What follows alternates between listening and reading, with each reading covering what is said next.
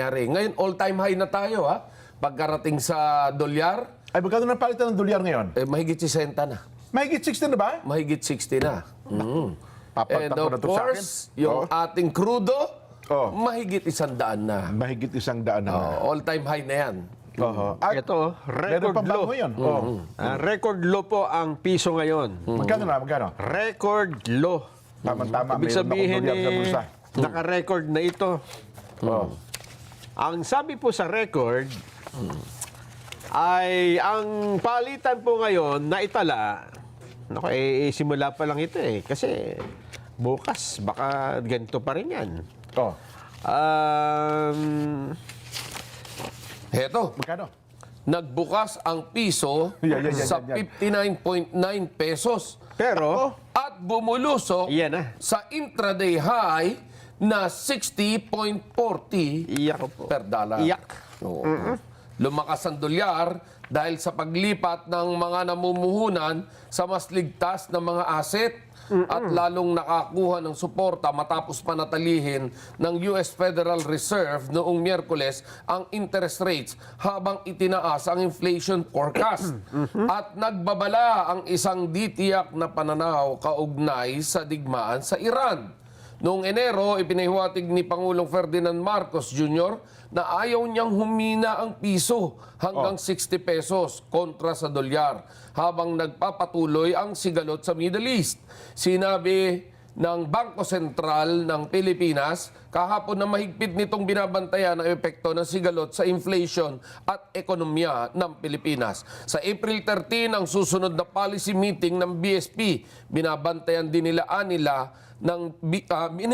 ng BSP ang mga epekto sa current account ng bansa kabilang ang remittances at kalakalan at mga pamilihang pinansyal. Ayun. So, dollar 60.40. Kahit ayaw ng Pangulo umabot ng 60, hindi naman niya hawak yan, no? Hindi niya kontrolado yan, eh. At ito naman BSP, binabantayan. Hanggang bantay na lang tayo. Ayun na nga. Wala Diba? naman sila magagawa yan. Talagang mahihirapan tayong pigilan ito dahil sa kasalukuyang sitwasyon. Di ba nila pwede sabihing, stop! Pero kung ang digmaan ay hindi sa gitnang silangan, nandun yung ating mga OFWs. Ayun, tama Doon ka. ang pinakamalaking pinagbumulan ng ating dolyar. Kaya nga, ang tanong natin dyan ay ito bang 60-40 ay magbubunsod sa mga OFWs natin na kahit paano magpadala ng dolyar sa Pilipinas? Ang problema, nag-uuwian. Ayun, yun lang. Ayun. Yung mga nasa gitnang silangan, sabi nila, yung legal ay 2.4 million. Pag sinama mo dyan, pati hindi illegal, mahigit 3 milyon yan, Kuya Benny. Ngayon, tsak, baka sila ang nanghihingi ngayon ng tulong sa kamag-anak nila sa Pilipinas. Para matulungan na silang mabilis na makauwi. Dahil ngayon hindi na yung unang pag-atake sa Middle East, mga US bases ang inaatake. Pero ngayon mukhang pati yung mga oil refineries, Ayun na nga. pati yung ibang mga lugar na hindi dapat tamaan ay tinatamaan na. Kasi mukhang yun na ang target ni Trump ngayon, no? Oo. Sa kabila naman, ang target naman yung mga embahada ng Amerika. So, itong 60-40, ang forecast siguro dyan, baka tumaas pa ito hanggang matapos ang trading bukas. Di ba? Malaki ang posibilidad. At yung weekends ay, nako, tama-tama. Meron akong $1 sa bulsa, eh. Pero dito natin makikita kung ano ang galing ng ating mga tao sa gobyerno, paano nila magagawa ng solusyon ito. At yung ating mga reserves, sa tingin ko naman dapat malaman na rin ng taong bayan kung hanggang saan ang kayang proteksyonan ng gobyerno para maproteksyonan ang ating ekonomiya at yung inflation na yan ay mapigilan. Kasi powerful ang dollar, no? Yes, very Hindi, powerful. Anda, tika lang. Ang yuan, magkano ngayon? Check nyo nga sa, no? Baka naman ang yuan na ang nangingibabaw ngayon, di kaya? Malaki Kasi sa ang posibilidad. transaction sa Middle East, Nason, at saka Kuya Benny, mukhang hindi dollar ang palitan ngayon, yuan. Hindi, lumakas ang yuan simula nung magpalabas ng pahayag ang Iran na hindi sila makikipagtransaksyon Yun na kung nga. hindi yuan ang gagamitin. Yun na nga, ayaw na nila ng dollar. ayun o, 8.75. 8.75. Tumataas ang yuan. Yan ang sinasabi ko. O, pumapalo ngayon. Ang problema, bira sa mga Pilipino yung mga yuan. Si Si Mang Yuan. yung Manghuan. Mayuwan. Oo. At saka yung nagtitinda ng siopaw sa Binondo siguro. Yan. Pwede yun. Di ba? Di kaya dapat magpalit na tayo ng dollar? Well, Chinese dollar na siguro? Siguro medyo dito na papasok yung sinasabi nating kaibigan. It's about time lahat dapat kaibigan natin. Oh. Dahil dito meron tayong pagkakataon na matulungan ng China naman. Ay, no, di Diba? tama. Nabanggit mo yan. Ito. May good news ako sa inyo. Ano Di ba, yan? naghahanap yan? tayo ng mga pwedeng makatulong. Ano nangyari? Eto na. Yan na. Nakipagpulong na, Yan ang Kuya sagot. Benny. Yan ang Okay. sagot. Okay. Jay Tariela yan. Jay Tariela. Oo. Nagpulong na po Si Jay Tariela yan, sigurado. si Ambassador, si ano to? nga, Rear Admiral J. Tariela at saka Chinese Ambassador Jing Xuan. Hindi.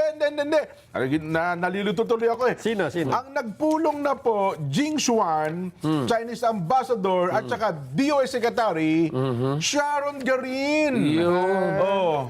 At kinahabang daw paparating daw si Ambassador, kumakanta si Secretary Sharon. Anong kinanta? Ha? Tubig at langit. Idarang man sa init, di rin tatamis. Tubig at langis. Kita mo ang ganda ng picture, Yan na. May picture pa no? Mas maganda ang ngiti ni Secretary Sharon Garin. Nagkamayan pa, no? Dahil makikita mo dito, mukhang may maganda sila na pag-usapan. So, Yun. pro-China yan, pro-China. Pro-China yan. Pro-China pala yan, ha?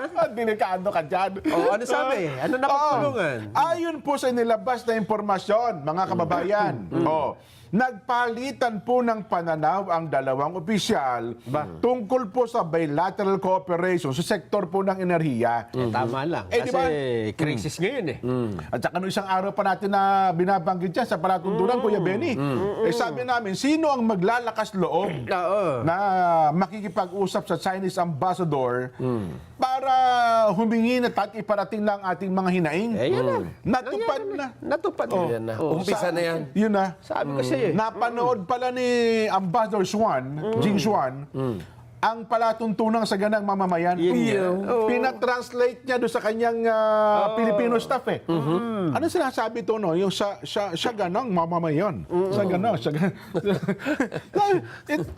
Translate. Sabi nga nun. Siya ganang mamamayan. Yeah, Kaya ang so- kinausap, si Sharon. Sharon Garin. Garin, no? Yan. Let's talk, pare ko. Yan. Kasi ang pinakikiusapan sana namin makipag-usap, Kuya Benny, di ba pinapakiusapan sana na to, maglakas loob, si Rear Admiral... Commodore na nga pala, Two-Star General, Commodore J. Tariela, at saka itong si Roy Vincent Trinidad ng Philippine Navy. Sila makipag-usap. Sila makipag-usap. Tayo naman, kumbaga, trabaho lang walang personalan. Pero ngayon, nakabingit ang leeg namin sa malaking kompromiso Di ba? Bilang mga general at mga makabayang Pilipino, kami ay makikipag-usap sa iyo. Pero hindi namin tinatalikuran ng aming panindigan, ha? Oo, Hindi dapat namin gano'n. tinatalikuran. Ako yung ambassador. Oo. Hindi Yun niya yung- parlikuran? Hindi namin tatalikuran kasi yun nasabi na Sige, buwi na kayo. Kailangan natin ng tinatawag na diplomatic strategy. Yan, oo. Hindi tinatalikuran? Hindi namin tatalikuran. Yun yung mga nasabi namin talagang yun ang Pasok paninindigan. kayo doon sa kabilang kwarto, ha? Bakit po? May maleta ba ron? Ayon po sa pagpupulong. Ayan na. Naganap po sa konteksto ng mas malawak na mga talakayan hinggil po sa una, ekonomiya. Yan. At supply ng enerhiya, petrolyo sa Pilipinas. Yan ang problema natin ngayon. Secretary Garin po ay hayagan namang tinalakay ang epekto ng pabago-bagong pandaigdigang supply ng langis sa lokal na merkado. At nilinaw po ang mekanismo ng Oil Deregulation Law at kung papaano pinamamahalaan ng mga kumpanya ng langis ang gastos sa pagkapalit ng petroleum sa gitna daw po ng pandaigdigang sigalot. Si Ambassador Jing naman, ay aktibong nakikilahok po sa mga bilateral trade assurances at kamakailan ay tiniyak sa mga opisyal na Pilipinas na ipagpapatuloy ng China. May katiyakan na po, may assurance, mga kapare ko, ipagpapatuloy po ng China ang pag-export ng, nabanggit po kahapon, Nelson, pataba o fertilizer. O abono sa ating bansa sa kabila daw po ng pressure sa global supply chain.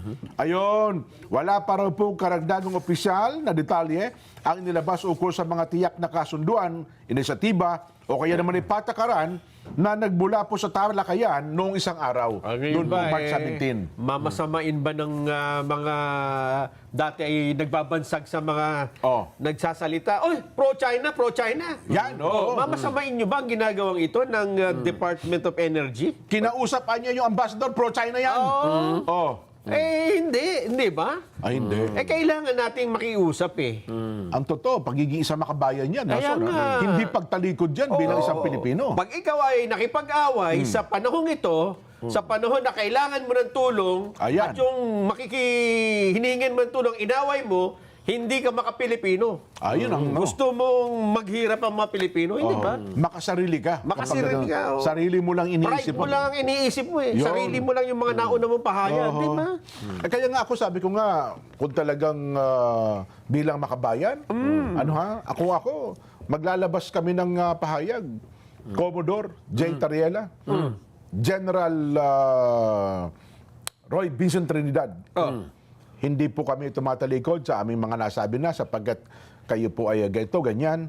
Pero sa panahon po ng aming pangangailangan, kayong aming kapitbahay, baka naman pwede nyo kami tulungan. Yeah. Diba? Tulungan nyo kami.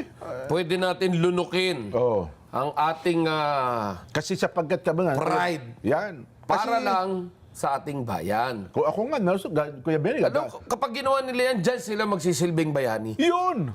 Sabi ko nga, baka maging senador yan sa 2028 kapag ginawa nila yan Di ba? Hindi mo na kailangan mangampanya. Yan ang sabi, yan ang talagang general.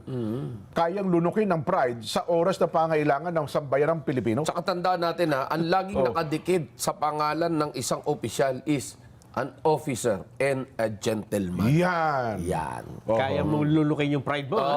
Dapat Ay, ito muna, ito Kahit muna. isang buong fried chicken yan. Ito muna ang lulukin mo. Ano yan? Siopaw. Hindi lang si Secretary Sharon Garin ang pumunta.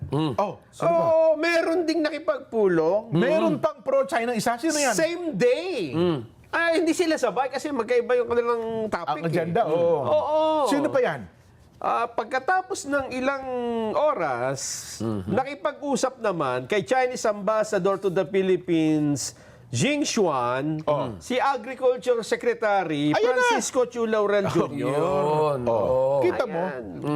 Yan talaga. Wala tayong ibang tatakbuhan, Nelson. Kasi nga, sa panahon ngayon, kailangan mo ng Kaibigan. mabibilhan ng mga produkto, di ba? Lalo na yung pang-agrikultura. Narinig din malamang binanggit mo kahapon, Nelson. Kasi, di ba pinag-uusapan natin kahapon pataba para sa mga magsasaka. Ito na pala. Alam mo ba, Jen?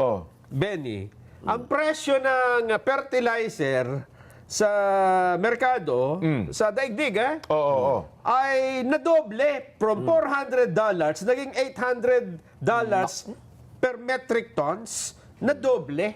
So, magkano papatak sa Pilipinas ang persako? Times 2. Siguro may ganon? mga 6,000 ang isa. Nako! Oo, kasi Paano ka pa magpagagamit ng pataba ay niyan? luging-lugi ang magsasaka. At sa kanilang pag-uusap, sinabi ni Ambassador Jing na huwag kayong mag-alala. Ang China, kahit na ginaganito nyo yung aming supreme leader, Kahit pinararatangan nyo kami na ng bubuli, tuloy-tuloy ang pagsusupply namin sa Pilipinas ng fertilizer. Aba. Hindi totoo na ihinto na namin yan. Kaya pala maganda rin ang ngiti ni Secretary Chu Laurel, ha? Ipakita mo nga ulit, direct. Ayan, Pero hindi naman pro-China yan, ano? Yan ang sinasabi natin, dahil sa pangangailangan, kailangan talaga nating, di ba? Mag-reach out. Sabi ni Secretary, tingnan mo naman yung apelyido ko. Oo nga. Chu. Chu. Ito naman Alam siya, mo na. Xuan. Xuan. Chu diba? Xuan. Ang sabi pa ni Secretary Laurel, Oho. ay tiniyak daw ng China ang tuloy-tuloy na pag-export ng pataba kahit may pabago-bagong kondisyon sa merkado. Tama. Ibig sabihin, steady supply. Yan. Kahit pa magkaroon ng problema, hindi nila pababayaan ng Pilipinas. Yan. Yun dapat, di ba? Oho. Magpo-produce din daw ho ang bansa ng mahigit 80% ng kailangang pataba hanggang September habang nakipag-usap sa ibang bansa kabilang ang India, Russia at Belarus. Kasi hindi natin pwedeng sapatan yung demand ng local market. Kung galing lang. Belarus, ang problema, dadaan ka doon sa Strait of Hormuz. Aha. Di ba? Tsaka yun sa India. Oo, India at Russia. Oo. Yan ang mga bilihan natin ng abono. Ng abono. Ayun. Ako, ang aking pagsaludo, Nelson, Kuya Benny, kay Secretary Chu Laurel at saka kay Secretary Sharon Garin. Oo. Sa kabila ng, again, mayroon tayong konting hindi pagkakaunawaan sa China, ganito ang ginawa ng ating dalawang cabinet secretary. At ang ating pagsaludo din doon sa mismong Doon sa ambassador ng mismong China. ambassador. Yan, Dahil isipin mo na nagawa niyang isa-isang tabi Oo. ang napakalaking issue dahil lang sa karikature. Oo. O, di ba? Dahil lang doon nag-umpisa. Isipin nyo, napaka-petty nung pinagmulan. Oo. At nakikiusap lang naman ang China na bigyang respeto lang yung kanilang leader at maging paktual lang tayo sa ating pagbatikos at maging tama lang. At wag namang below the belt. No? Masyadong ginawang kengko yung kanyang... Totoo, yung kanyang mukha.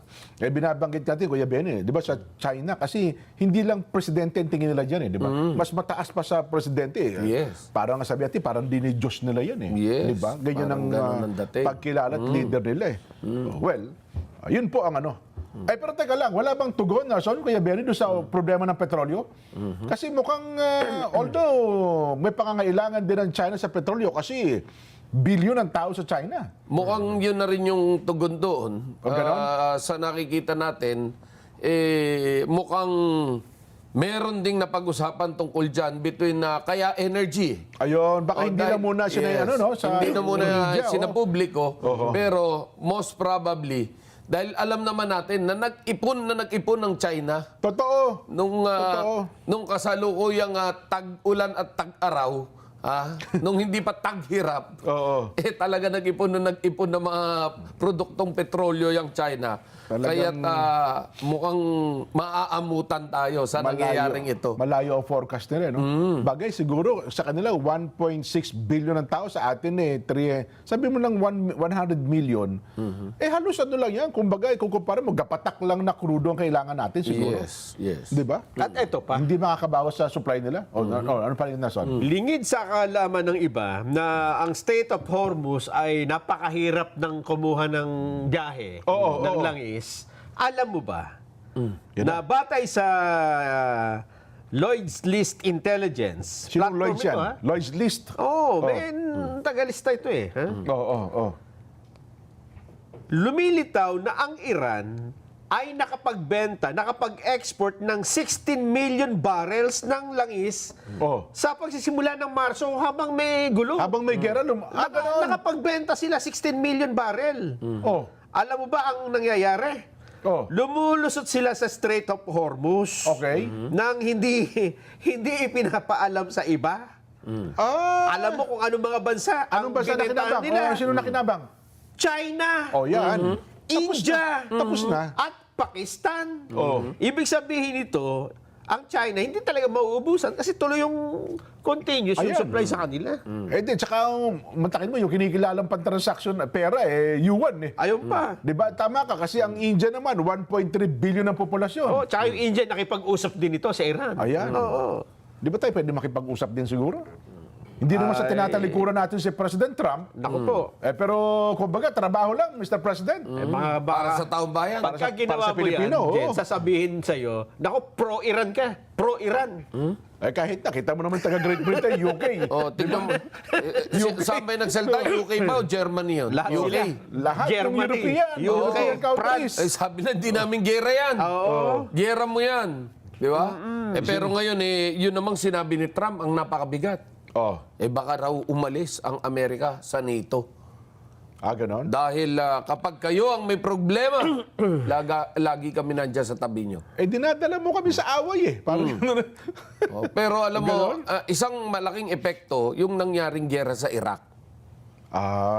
Dahil nakaladkad sila papunta rin sa gyera sa Iraq. Totoo. Sa paniniwalang mayroong sandatang nuklear. Weapons of mass destruction. Yes. Later on, wala naman pala. Wala naman pala. Oho. Nung wala naman pala, gusto lang pala pasukan ang Iraq para makontrol yung langis doon. Eto na. Oho. Nagising sa katotohanan ngayon yung mga kakampisan nito. Kaya yan ang sitwasyon. At mukhang ito rin ang lumilitaw ngayon dyan, ha? Dahil batay sa US intelligence na inilathala sa araw na ito, na-discover na ang Iran ay hindi naman daw po nagre-rebuild ng nuclear enrichment capacity Ganon? na na-destroy na noong nakaraang taon. Nak. Kasi di ba pangalawang lusob na ito? Dalo. Wala daw ganoon. Ayun pa naman ang laging binabanggit ni President Trump. Di ba? Ayun. Tsaka kung tawagin niya ang Iran, terrorist. Oho. This terrorist. Ganun lagi Kaya siya nga magsalita. nagre-react yung mga supporters ni Khamenei, di ba? Oh. Pero ang Pati nga si Senador Robin Padilla, di ba? Pinarecord niya sa Senado na si Khamenei, wag yung tatawaging terorista yan. Di ba? Kasi parang supreme leader yan ng relihiyong Islam. Bagamat alam mo naman ang Islam, meron din- Ayatollah. Ayan, Ayatollah Khamenei, di ba? Kasi ang Islam kasi meron din Sunni at saka dalawang grupo yan, di ba? Ano ba isa? Sunni at saka Shia. Yan. Oh. Yeah. Well, kumbaga internal nila yan, ano ha? So yun, Benny at Nelson. Paano tayo ngayon? Sapagkat tayo Pilipino, kumbaga, isang kahig, isang tuka tayo eh. Ang supply natin pang isang buwan. Walang dumarating na supply. Paano nga ito? Eto na ang sagot. Ayan. Yan. Akap Tapos ba na. yan? Akap? Ayuda yan. Ikaw ba ay nangangamba na mataas ang presyo ng mga produktong petrolyo? Oo, kaya nga pinaulit-ulit ko na yung kanta ni Ray Valera ngayon. Ano ang kanta? Nangangamba ka rin ba na ako ay nahalin? Parang wala kanta. Parang ano yan? Wala ba? Huwag mangamba. Yan pala. Yan. Huwag mangamba Huwag kung ako mangamba. man. Sabi Nino? Sino Ray nagsabi Valera huwag yan. mangamba? Huwag mangamba. Huwag Sabi kayong ni Ray mangamba. Valera. Oo.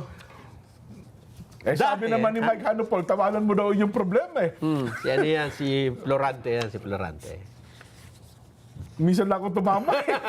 Minsan lang. Hindi ka tuloy ako nag-isip. Bakit sila nagsabi ko tayo mga bae? Takot na takot na nga tayo. Huwag kayong mangamba. Normal pa lang yan. Wala pa tayo sa crisis eh. Hindi pa. Alam mo kung bakit? Sumakay ka na lang ng libre. Iyon. Dati nagbabayad ka, di ba? Ngayon, libre na. Di, mas mura ngayon. So kahit na... Sa pogi ba? Sa pogi. Ito muna libre. Libre. Libre na po ang sakay sa mga commuter sa Metro Manila. Pero yan ay ngayon lang araw na ito. Ngayong araw lang ba? Ngayon lang Kasi parang may tigil pasada Kasi may ata transport ngayon. strike. Ayun. Ayun. At ang mga biyahe ay Quiapo hanggang Welcome Retonda. Papunta rin ang Cubao, Nagtahan, Top Avenue, UN Avenue, papuntang PITX at Loton. Nako. Ayan. Libre. Akala ko, hindi ba araw-arawin? Kasi wala nang Hindi, pakiusapan natin si Modi Floranda ng piston. Anong sasabihin? Araw-arawin yung tigil pasada para Para libre araw-araw. sakay. Libre sakay tayo. Malaking tulong yan ng piston. Ha? Magdeklara na ang lagi ang piston. Pero kikindatan niya yung mga miyembro niya. Ano sasabihin? Pare, magdideklara ako, tigil pasada tayo ha. Ay, pero... Pumasada kayo. Pumasada muna kayo. Sayang din eh. Di ba? Oo nga naman, eh. Di ba? Oo nga naman. Para may libre sakay